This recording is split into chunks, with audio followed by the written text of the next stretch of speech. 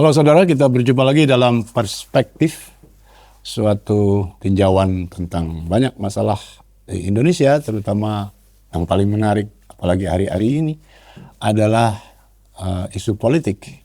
Nah, kali ini kita mau melihat keanehan yang sudah kita rasakan sejak paling sedikit 1,5 tahun terakhir, yaitu terjadi apa yang saya sebut perlombaan pemujaan terhadap Presiden Prabowo dari para pembantunya, dari para menteri dan jajarannya gitu, bukan hanya menteri, nanti kita akan lihat siapa saja mereka. Dan ada terkesan terjadi kompetisi di antara mereka sendiri, seperti ingin merebut perhatian atau preferensi dari Presiden Prabowo. Rebutan untuk menjadi pejabat atau menteri yang paling disayang gitu oleh Presiden. Dan kesan itu sulit sekali kita tepis kalau kita lihat betapa cukup gencarnya perlombaan political sycophancy itu. Itu disebut sycophant ya penjilatan politik. Kita ngomong kerasnya carmuk, kata anak sekarang, cari muka gitu. Itu sesuatu yang walaupun bukan yang pertama di dalam rezim ini, kita punya presiden, nanti kita lihat juga di Orde Baru, tetapi bisa dipastikan juga bahwa dalam periode kepresidenan Pak Prabowo ini intensitasnya tinggi sekali dan luasannya juga luas sekali karena melibatkan begitu banyak menteri ya. Oke, kita lihat sedikit sebentar yang ke belakang dulu ya. Dulu sekitar tahun 80-an ada banyak peristiwa atau pemujaan, yaitu penobatan Presiden Soeharto sebagai Bapak Pembangunan. Suatu julukan yang kemudian kurang lebihnya melekat. Media juga menyebut begitu, dan itu sebetulnya didesain oleh setidak-tidaknya secara formal ya, yang kedengeran. Pendesainnya adalah Menteri Penerangan Jenderal Ali Murtopo waktu itu. Ada desain besar tentu saja. Sangat mungkin Pak Harto pun mengetahuinya atau merestuinya ide ini. Lalu digencarkanlah banyak sekali peristiwa rame-rame gitu, ada peringatan ini, peringatan itu, lalu ditumpangi dengan julukan atau penobatan Pak Soeharto sebagai Bapak Pembangunan Indonesia. Karena dialah yang dianggap mengangkat bangsa ini dari keterpurukan peninggalan Orde Lama tahun 66-67. Kemudian mencapai pertumbuhan ekonomi yang tinggi, bahkan sampai 7% gitu. Secara rata-rata bahkan 70% selama 30 tahunan dia berkuasa. Jadi kurang lebih ada alasan yang cocok gitu. Lalu didesainlah oleh Pak Ali Murtopo. Dan semuanya senang tentu saja.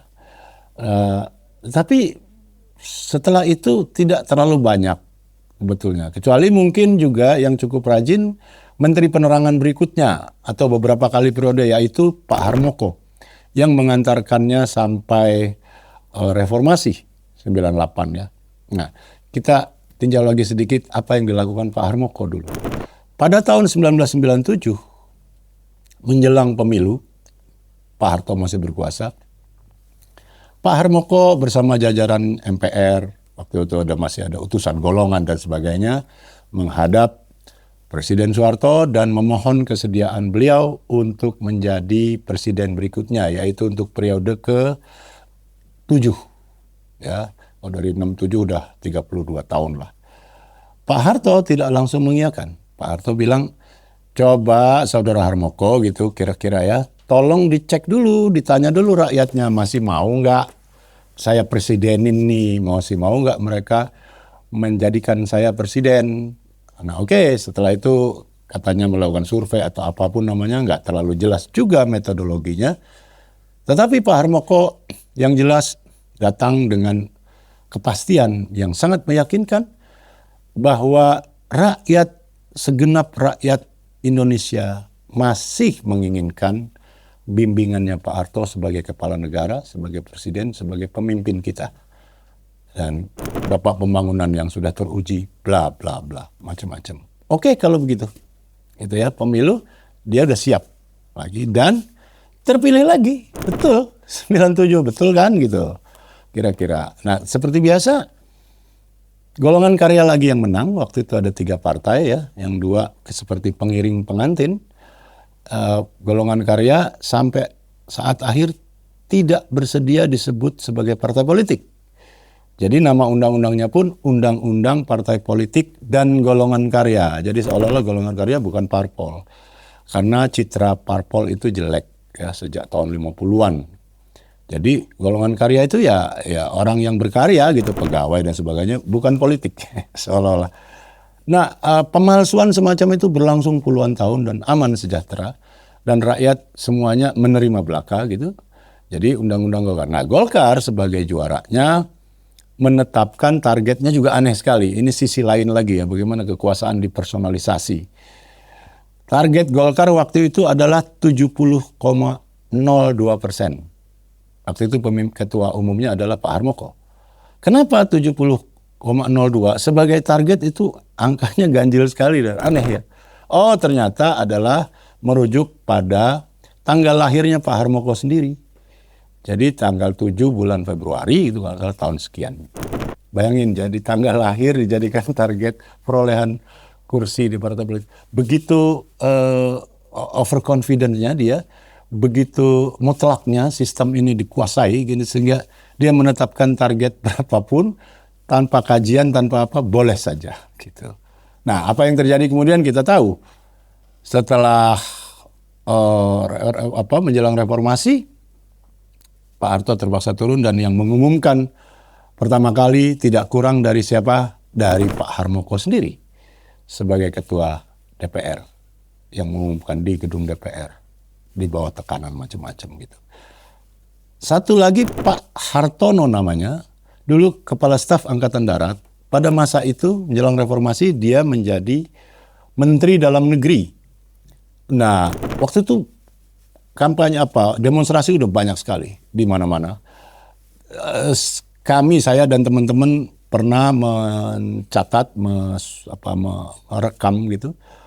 Waktu itu 400-an. Jadi setelah itu mungkin 2 kali lipat lagi namanya. Jadi mungkin sampai 1.200 demonstrasi besar kecil di seluruh Indonesia praktis. Nah, pada saat itu Menteri Dalam Negeri Hartono dan mahasiswa meminta supaya ingin berdialog dengan Presiden Soeharto. Responnya Menteri Dalam Negeri Hartono luar biasa. Kata dia, ya enggak mungkin, enggak pantas mahasiswa itu minta dialog sama Bapak. Bapak itu maksudnya Pak Harto ya. Karena Bapak itu begitu agung, begitu tinggi posisinya. Sementara mahasiswa itu apa? Mahasiswa itu kata Pak Hartono, wong menjadi sarjana aja belum lulus dari kuliah kok bisa minta dialog dengan Bapak Presiden kita yang sangat sepuh, negarawan besar, dan sebagainya. Itu maksud. Jadi ada banyak kekocakan. Nah, kita sekarang kembali ke situasi kontemporer sekarang. Ya. Apa yang dilakukan? Ini saya catat mungkin tanpa mengingat kronologinya, tetapi faktanya sebagaimana dicatat oleh media massa, di medsos juga banyak, orang-orang ini ngomong seperti ini. Misalnya, Menteri Koperasi Ferry Juliantono yang menyebut gagasan pembentukan koperasi desa atau koperasi kelurahan Merah Putih, KKMP atau KDMP. Dari mana itu muncul ide itu? Menurut Pak Ferry, dia dari wangsit yang diterima oleh Presiden Prabowo. Wangsit, ini suatu penjelasan yang aneh sekali, karena sebuah kebijakan negara di dalam sistem modern ini di abad 21 masih didasarkan pada wangsit. Wangsit itu kira-kira bisikan gaib gitu, dari alam lain yang mengarahkan langkah kita. Untuk apapun, untuk keperluan apapun. Untuk cari jodoh lah, untuk dapat rezeki lah, untuk dapat jabatan. Dan dalam hal ini untuk menyelenggarakan suatu kebijakan negara. Dapat bisikan gaib gitu kira-kira. Lalu orang tanya lebih jauh, kenapa begitu? Kenapa kebijakan negara didasarkan pada satu wangsit? Oh, kata Pak Ferry, yang dimaksud itu adalah wangsit dalam arti ilham atau gagasan yang kata dia memiliki landasan akademis. Ini suatu pernyataan aneh dan dijelaskan secara lebih aneh lagi.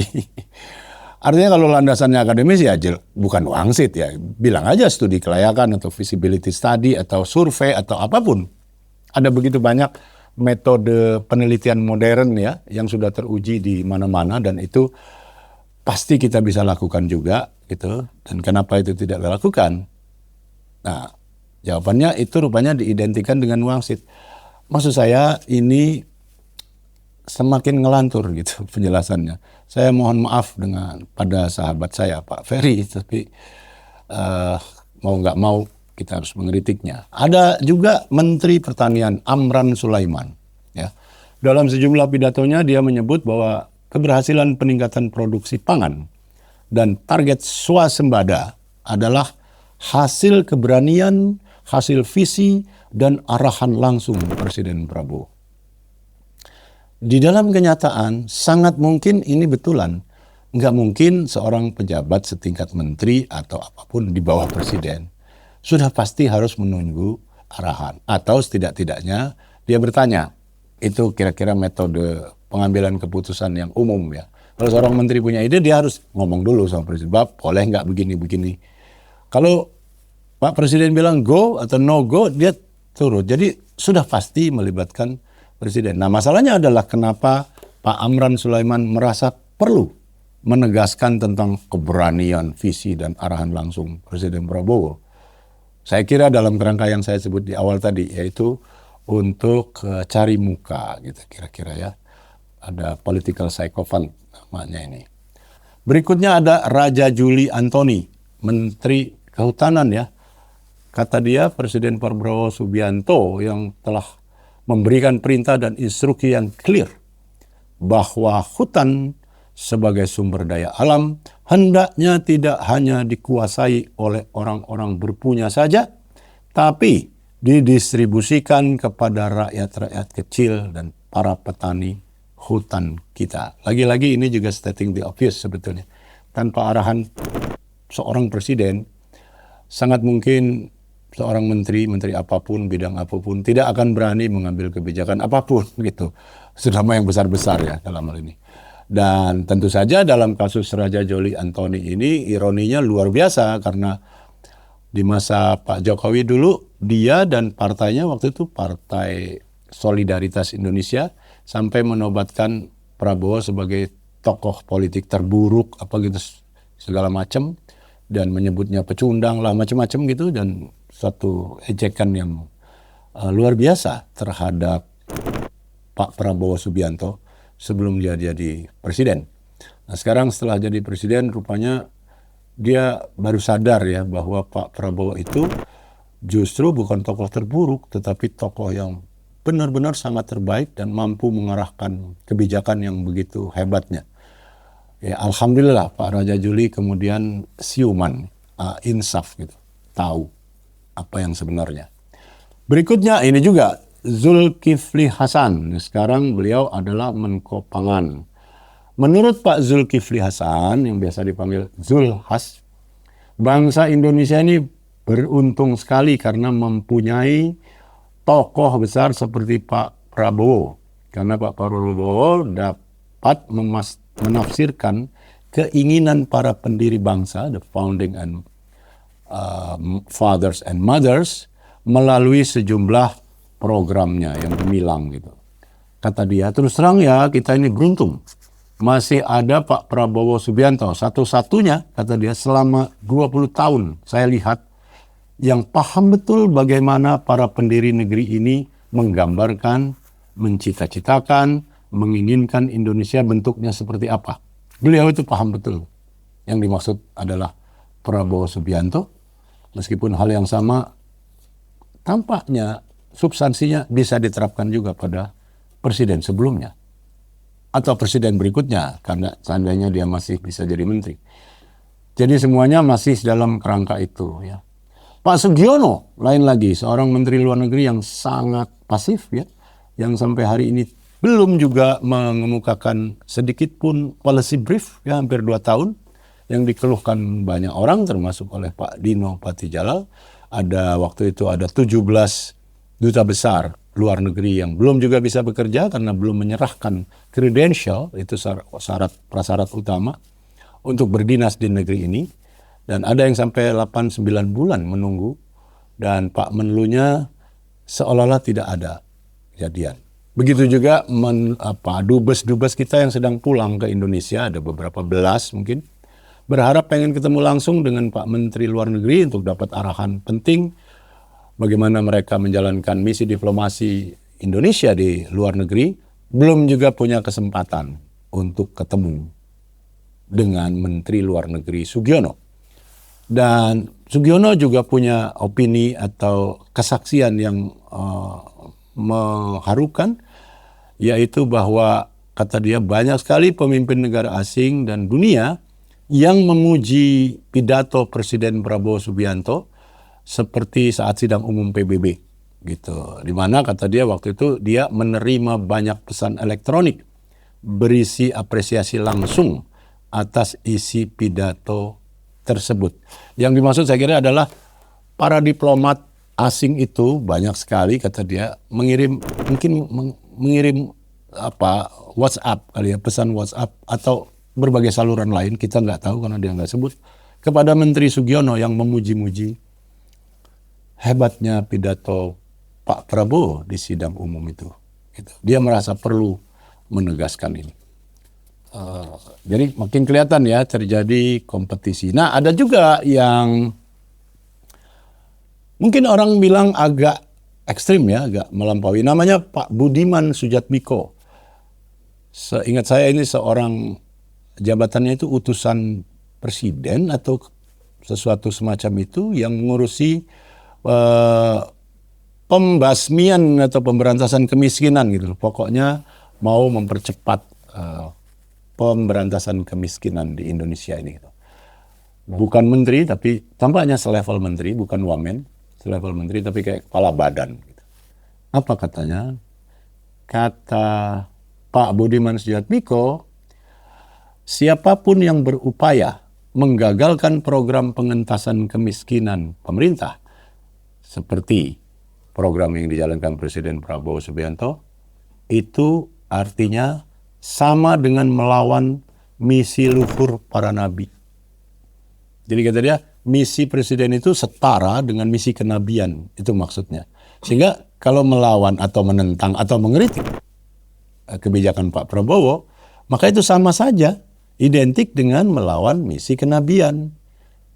Jadi kita cukup sulit berkomentar ya tentang ini karena pensejajarannya dengan kenabian itu begitu telak gitu.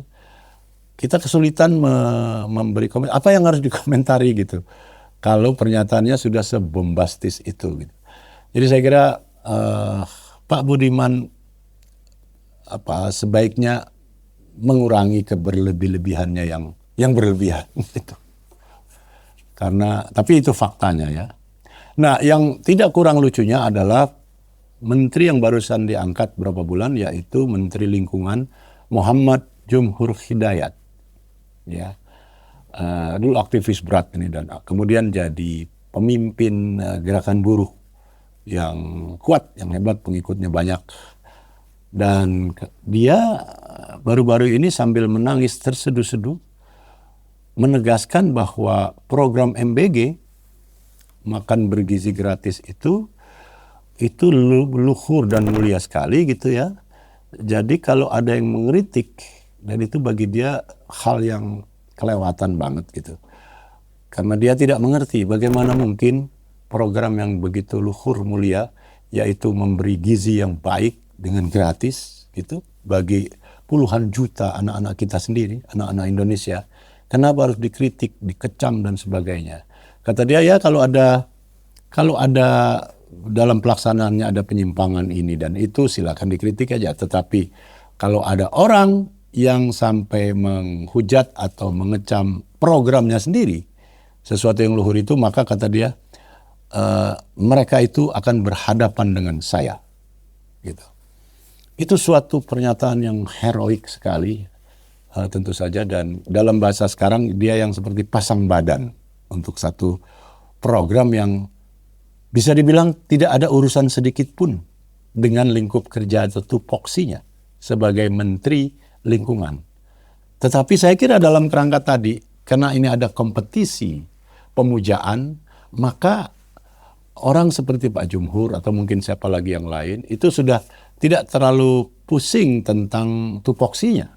Yang penting ngomong sesuatu yang bisa kurang lebih menyenangkan hatinya Bapak Presiden. Gitu. Nah, barangkali ada banyak lagi yang luput dari saya. Mungkin bahkan sebelum ditangkap itu kepala BGN itu, Pak Dadan, itu juga akan juga mengemukakan pernyataan-pernyataan yang sangat menyenangkan hati Bapak Presiden. Menteri Bappenas juga, misalnya Rahmat Pambudi itu bilang dengan tegas bahwa program MBG itu lebih urgent, lebih mendesak daripada penciptaan lapangan kerja.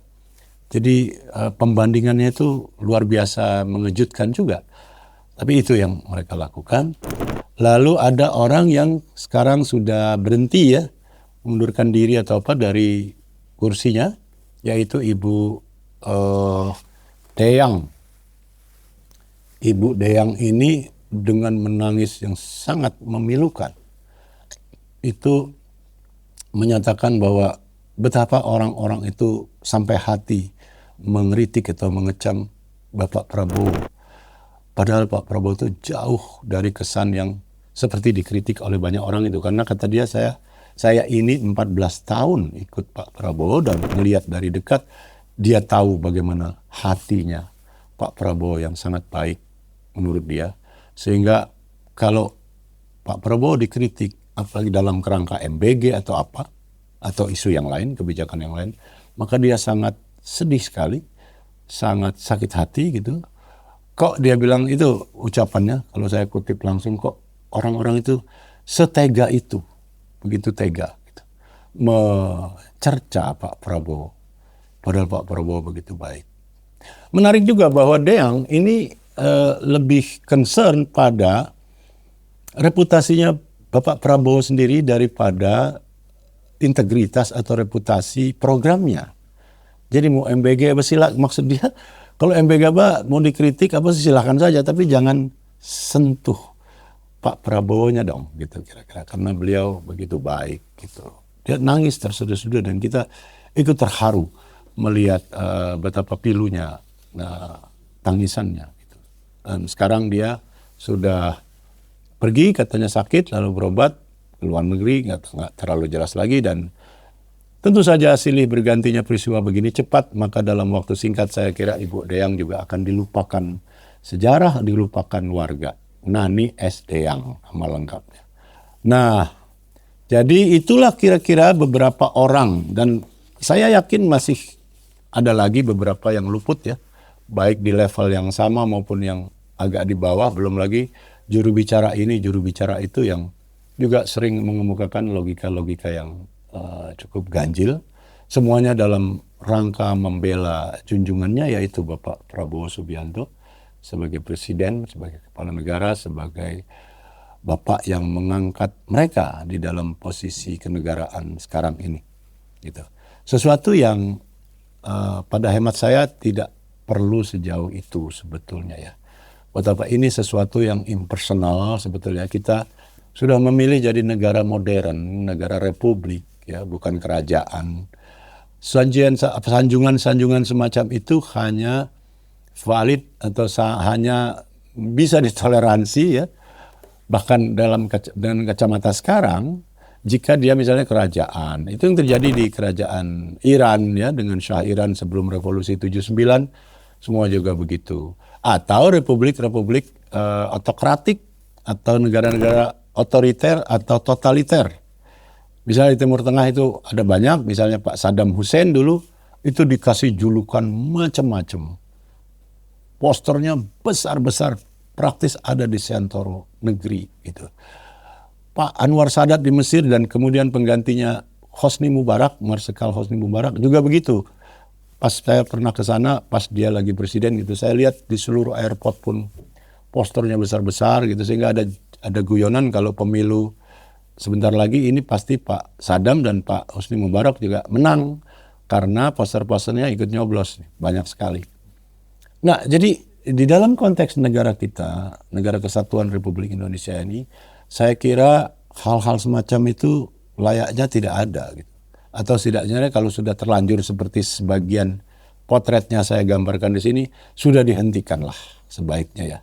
Karena itu sebagai tontonan publik juga tidak menarik gitu ya. Dan kita tidak tahu apakah Pak Prabowo sendiri senang dan gembira hatinya melihat sanjungan-sanjungan semacam ini, ya, atau justru dia yang atau anak buahnya, para menteri dan bawahannya itu tahu bahwa Pak Prabowo ini sangat suka diperlakukan dan disanjung dengan cara seperti ini. Kita itu nggak tahu, itu tugas peneliti ya nanti. Dan pasti di masa depan nanti sejarawan akan mencatat ini, akan bisa memastikan penyebabnya. Gitu. Karena nanti diteliti, karena ini bagian dari sejarah penting Indonesia modern. Ya. Nah, tetapi sejauh ini kita belum tahu. Tapi apapun itu, sebaiknya saya kira menteri-menteri itu mestinya fokus saja pada tupoksinya, pada core bisnisnya, pada kegiatan utamanya, karena begitu banyak kerjaan mereka. Tetapi kalau ini yang terjadi, maka kita jadi curiga. Jangan-jangan para menteri ini memang tidak mampu berprestasi apapun di dalam konteks tugas utamanya sendiri. Sehingga dia tutupi dengan cara menyanjung-nyanjung Bapak Presiden. Gitu. Kita nggak tahu. Jarang, sebab apa? Sebab yang menonjol dari orang-orang ini, para menteri ini, kan lebih banyak aspek itunya. Kita hampir tidak pernah ya mendengar prestasi dari pekerjaannya itu sendiri. Hampir nggak pernah ya. Ya tentu ada pernah lah, tapi kira-kira bisa kita pastikan bahwa itu kalah gitu, pamornya kalah publisitasnya dibanding pernyataan-pernyataan verbal mereka yang menyanjung-nyanjung presiden. Pasti kalah, seperti dicatat oleh para netizen di medsos dan di berita resmi dari mainstream media gitu. Nah, jadi saya kira itu saya hanya mengingatkan saja bahwa itu adalah khas atau peristiwa atau corak atau pola yang umum di negara-negara otoriter atau bahkan totaliter. Itu semua biasanya diorkestrasi ya. Hitler dikasih julukan macam-macam, Pak Mussolini dulu, dan yang paling sekarang hari ini terjadi juga tentu saja Kim Jong-un di Korea Utara. Namanya Presiden Saparmurat Niyazov. Begitu juga. Jadi bahkan 7 hari dalam seminggu itu salah satu harinya diganti dengan nama ibunya, ibu kandungnya. Dia sangat cinta ibunya. Lalu currency note uang kertas terbesar di negerinya itu gambar ibunya. Lalu hari ulang tahun ibunya menjadi hari libur nasional. Airport terbesar di negerinya, di ibu kotanya, dikasih nama ibunya. Semua tentang ibunya, artinya semua dipersonalisasi. Tapi itu negara otoriter dan dia sudah meninggal sekarang, berkuasanya tidak lama. Seingat saya tidak sampai 10 tahun ya, Saparmurat Niyazov itu setelah Soviet bubar. Tentu saja negeri kita bisa lebih baik dari itu ya, termasuk dalam konteks wacana atau diskursus gitu ya. Jangan hanya memuja-muja presiden atau siapapun. Tidak perlu, tidak penting, dan tidak ada faedah apapun bagi rakyat kita yang membutuhkan sesuatu yang lebih substantif dan lebih penting dan layak mereka berharap dari Anda-Anda yang memang sudah diberi tugas oleh negara untuk menggarap atau menyelesaikan masalah-masalah yang ada di dalam bidang Anda itu. Daripada memuji-muji presiden. Ya. Mudah-mudahan pesan saya ini didengar oleh para pejabat yang bersangkutan. Ya. Rakyat kecil seperti saya dan Anda semua pendengar ini pasti tidak bisa berbuat apa-apa kecuali sekedar mengingatkan apa yang baik menurut kami. Kalau Anda bilang itu juga ternyata, kalau bapak-bapak menteri ini bilang nggak usah didengar, ya kita juga nggak bisa apa-apa juga. Begitu saudara, terima kasih atas perhatian Anda. Salam.